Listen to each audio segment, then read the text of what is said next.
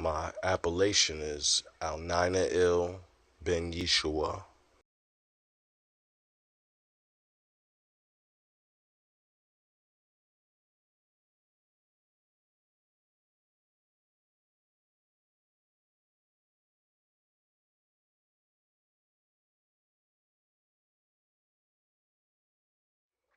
From East Orange, grew up in East Orange. Right here is where I grew up, 75 Prospect Street.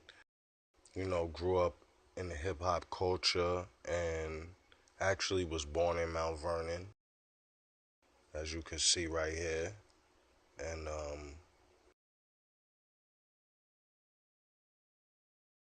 I just am a student of many disciplines and studied all kinds of law and history. What drove me to this information was my study of contract law.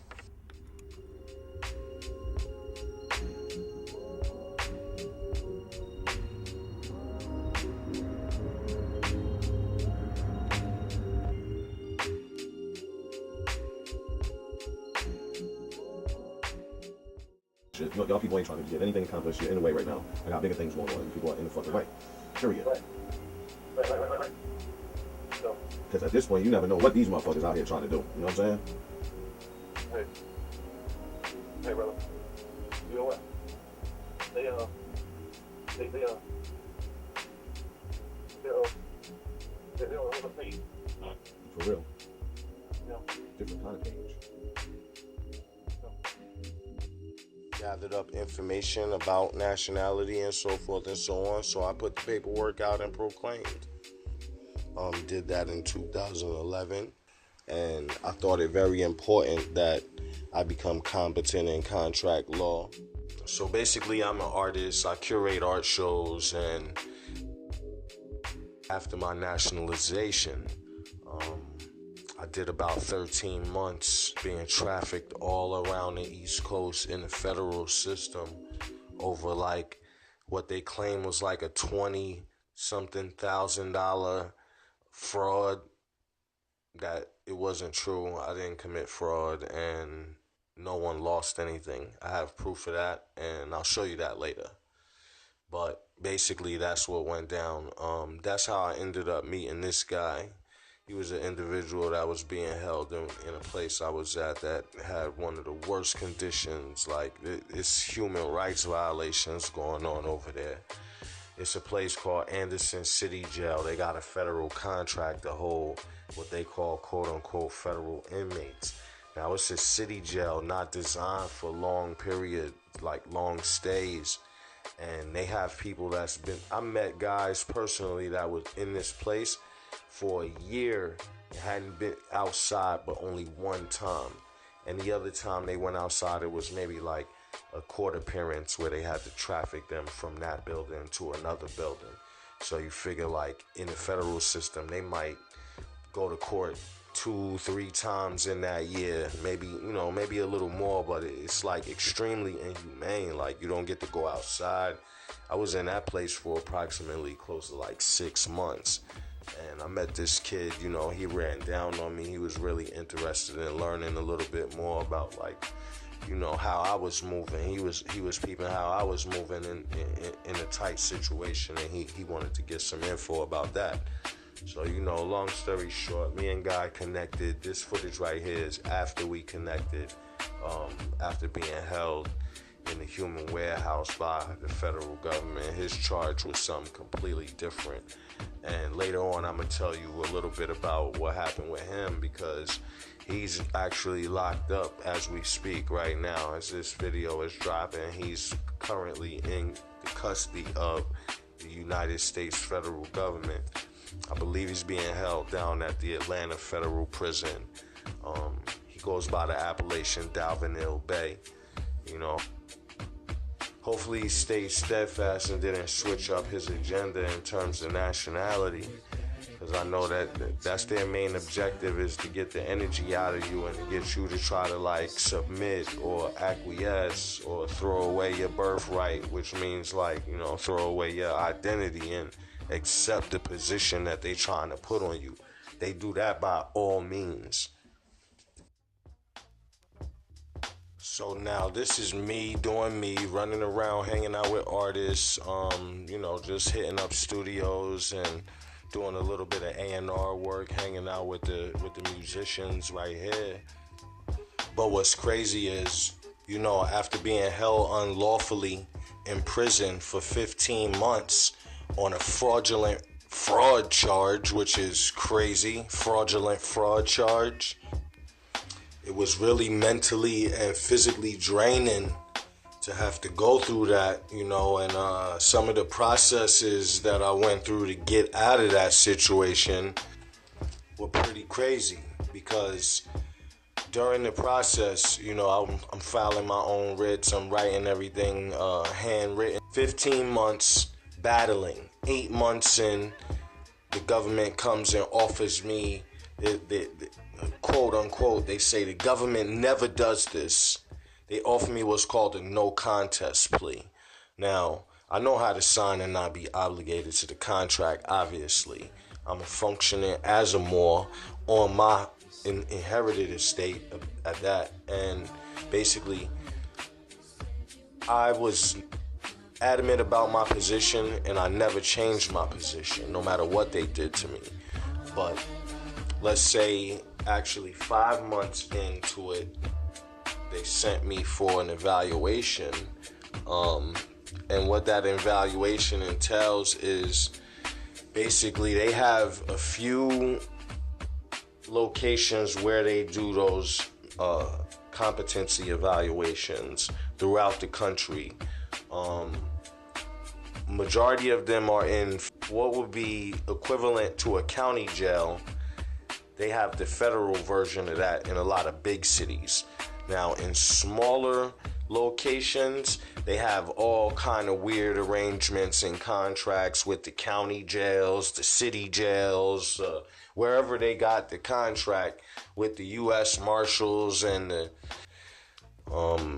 Department of Justice, I believe actually, at one point, they were all being, at the time when I was in there, they were all being run by Homeland Security, basically. I would see Homeland Security SEALs all in a lot of the county jails and all of that. But they were putting me through what's called diesel therapy, and during all of that, they flew me all over the East Coast.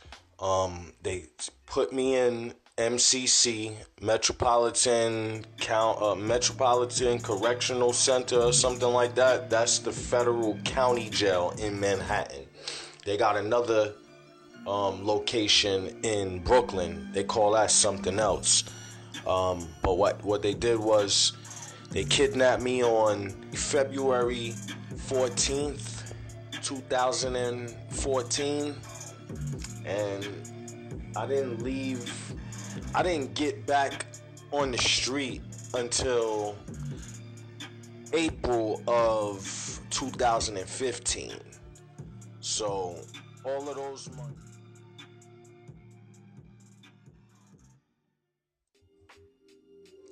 So back to this brother right here. Young brother, he's in his early 20s. As you can see, he has the ankle bracelet on because I gave him some information that he was able to use pre-trial while they was holding him. And he got out, and they put the bracelet on him.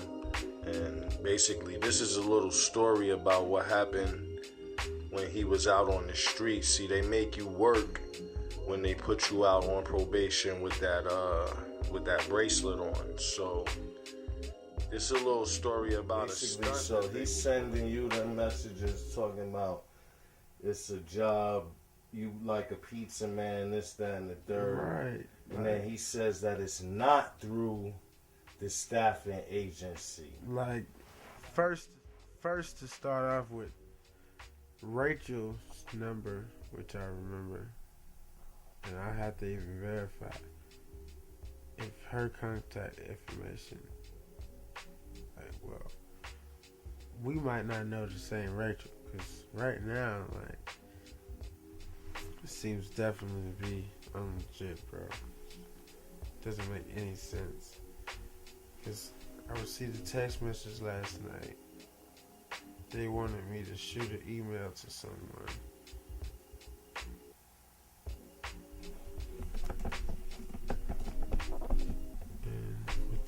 email.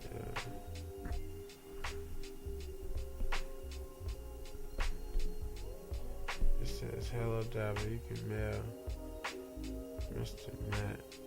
He has a job if you still need the job. So it sounds like somebody hacked they shit, Right. or it's somebody trying to run a play to trap you up on some dumb shit. Word. Because, like, that doesn't even make sense right there. What the fuck is he talking about? Pizza? Because it said, good morning, Mr. Dalvin. I am Mr. Thompson from Rachel. Concerning the employment. Told him hello. He asked me how was my day. Told him great. Sorry to get back later time. I work third shift. It's like documents and payments and packages. Can you handle that? I told him I would contact Rachel. Can't be part of a scheme, so I would have to go by law and work for the temp agency. This ain't a scam job, it's legit. I'm not gonna get you into trouble, I promise. Hey, yo, that sounds sketchy than a motherfucker, bro. What kind of shit this? Tell the people how the feds be doing dumb shit, Bro, right? too dumb. Man, he was like, bye. Nigga told you this is not a job with the site staffing. Don't worry if you can't do it, I'll find somebody else. Bye. Okay, goodbye. See what these motherfuckers keep going, because that's how I know it's gonna be a setup. Like, what the fuck? Yeah, what kind of shit is that? Definitely about to get rid of this guy. Like, word. This shit is too much.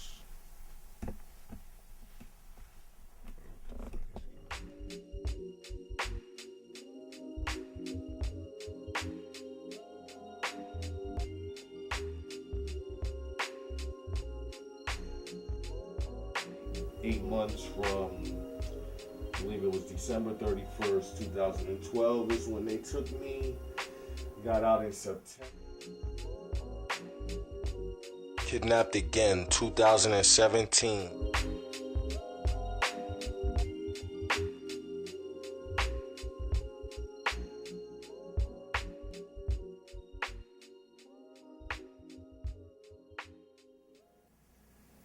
One day go to bed and pull the blanket and see sparks. Not really know, I'm not wearing socks or anything like that. Like where is this energy coming from? Things that are happening make you know that it's about where's your mind at? So how much stuff you got in your bank account, how much credit you got unlimited credit account and all that stuff. You filed papers, whoever, and you know what I mean, they made you sovereign and all that stuff. You got your own plates and you can discharge debts and you got a card that can make you, no, none of that. Coming into this is about making sure that you study. And then when you think you're a tough guy and you know everything because you studied so much and you did, you know what I mean, 150,000 hours at the library, you know what I mean, books stacked up, you know what I mean, you put in your work, and you know for a fact what your Moorish nationality and birthrights is about, you don't do nothing yet. Turn right back around, now start studying self.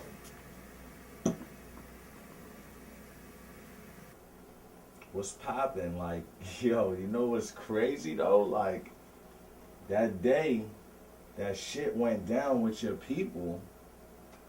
Yeah. So, like, I'm in the crib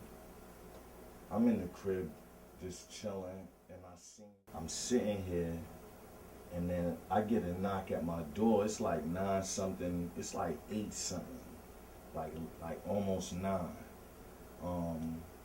I'm waiting for my relative to come off the highway because he drives trucks and he was supposed to be coming off the road, and I was supposed to be, I was just waiting for him to come off the road and shit. So I wasn't paying attention to the knock because I was also in the daze off that information, So, boom, motherfucking, I go to the door, and like I'm saying, like, so when I pop the light on my porch, yo, it's 3 motherfucking agents on my porch, yo.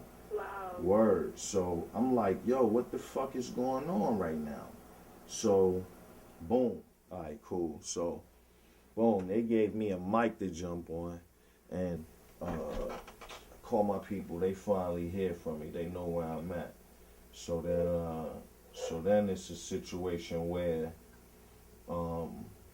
they throw me back in a holding cell after they do their number or whatever, collect the data that they needed to collect and all of that shit, you know what I mean? So I'm back in a holding cell. Like, so then eventually, like, it's another dude in there who is he is a professor at Anderson County University, which Anderson University, not county, because it's a small university in this county or whatever. And Yeah, people are continuing to play games with people's birthright. People let them play games with their birthright. Right? And then again, come and put another cart in front of the horse.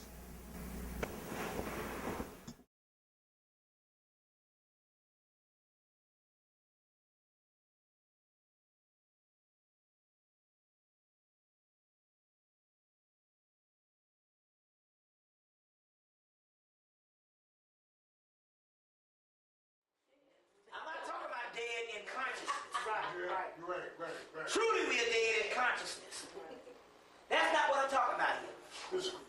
What I'm talking about is all this shit we be seeing in these horror movies and in these sci-fi shits. You need to read the scriptures because they ain't got nothing on these scriptures. Now they say that the Egyptians were the most illumined people ever to walk the face of the earth, the Africans.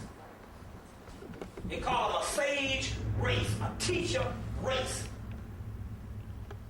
Okay?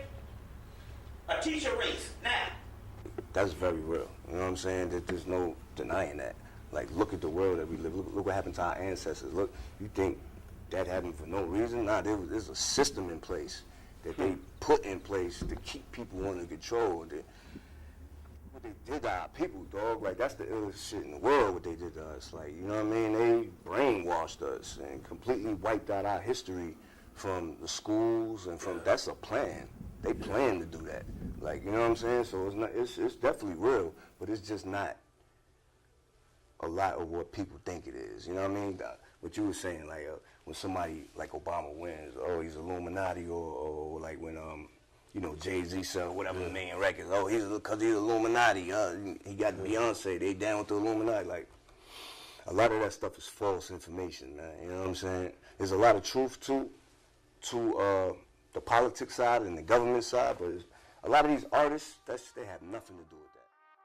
Have to understand is that citizens of the United States are not Americans. Just like Americans are not citizens of the United States unless they be naturalized into the United States. You cannot be a citizen of the United States unless you approve naturalization into the United States, or they assume jurisdiction over you to be a citizen of the United States. The reason why you cannot fully be a citizen of the United States is because the United States itself is a corporation. Therefore, if McDonald's can't have citizens, you see what I'm saying? The United States can't have citizens. But the United States can have whatever it creates for itself to have. You understand? So, the United States became a perpetual corporation or a pseudo-perpetual corporation after 1790. Okay? So, from 1790 to about 1933, from about 1790 to about 1865, the United States went through one aspect of corporate citizenship. From 1865 to about 19 from 1865 to about 1899, that was another phase of pseudo-corporate citizenship. Then from about 1899 to 1933, we went into the last phase of so-called United States dominance or citizenship. Now, the United States, being that it was created out of something else, you see, we have to understand that only free people can create a free nation. Therefore, at the time that the United States was founded, it was not listed as a country.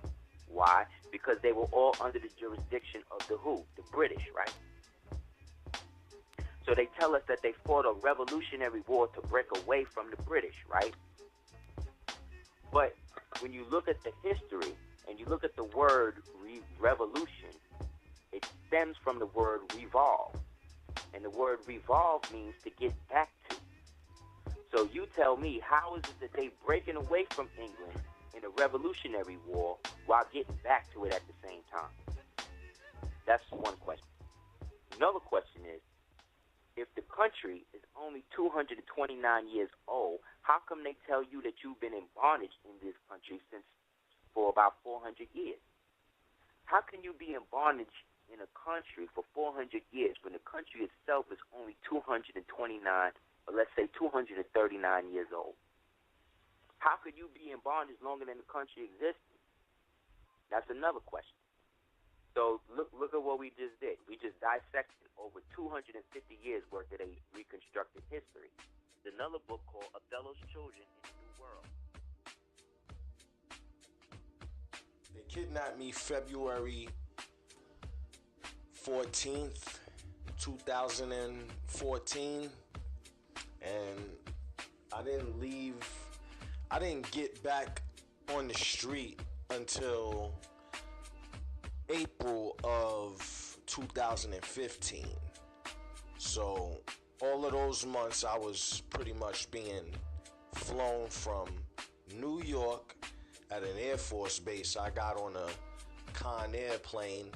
Me and this other guy from the Manhattan location at MCC, about 3 hours north to upstate New York, where we went to an Air Force base, where we loaded up on a Con Air. It was the middle of winter. Like I said, it was February 14. It was freezing out. I got like a paper suit.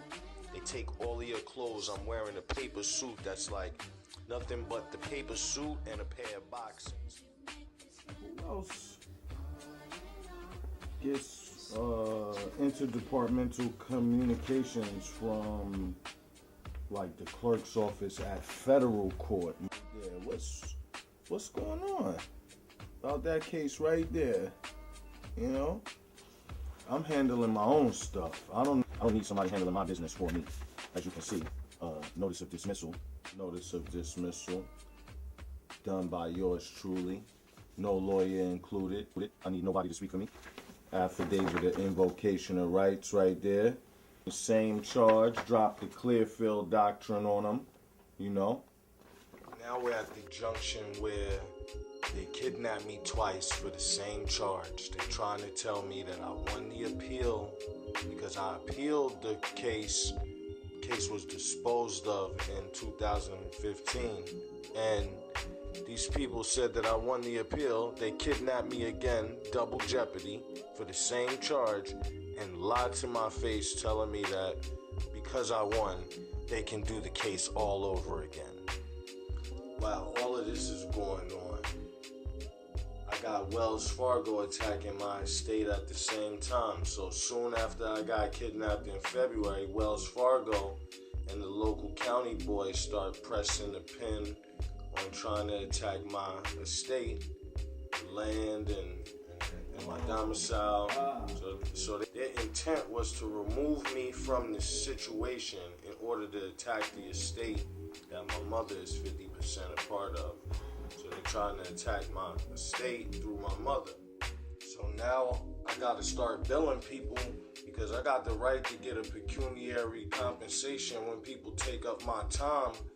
And at this point, it's ridiculous. I gotta put the word out there because people know about this, but Nobody said anything about this. This is an egregious violation. I got in touch with the International Criminal Court about this matter, and I will be bringing a claim against everybody involved. So as of right now, I'm going to put some more pieces together for you.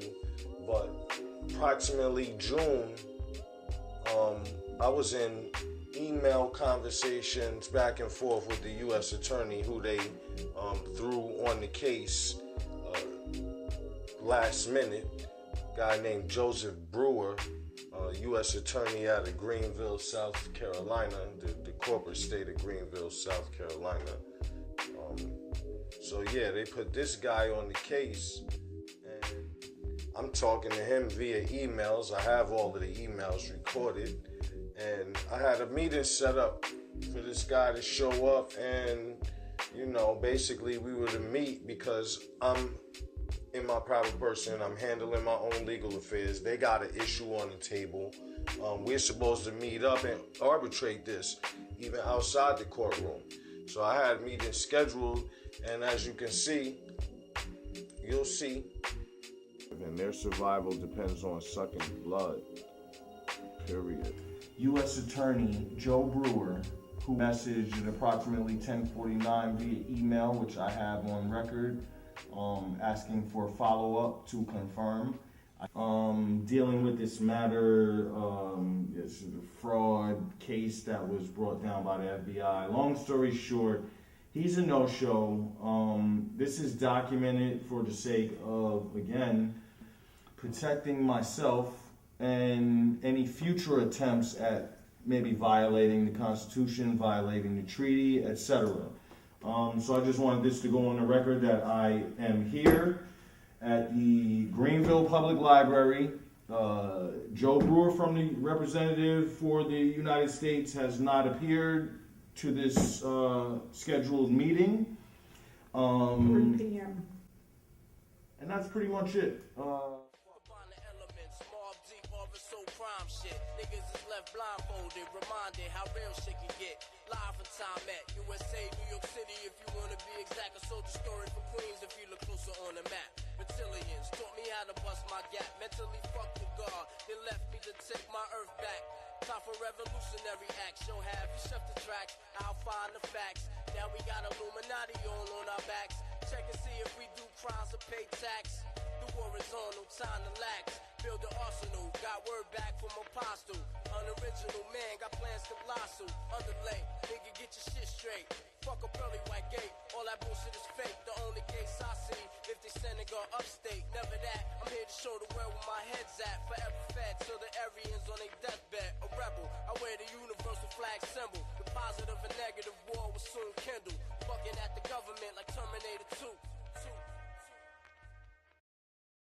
Shit, I don't know. It depends on niggas' balls. If niggas got big nuts like me, it's gonna get way harder. But shit, if niggas got little nuts, it's gonna start getting back to a different type of rap. You know what I'm saying? Partying and fucking and all of that type of shit. Because that's what we talk about when they don't let us talk about what we really want to talk about.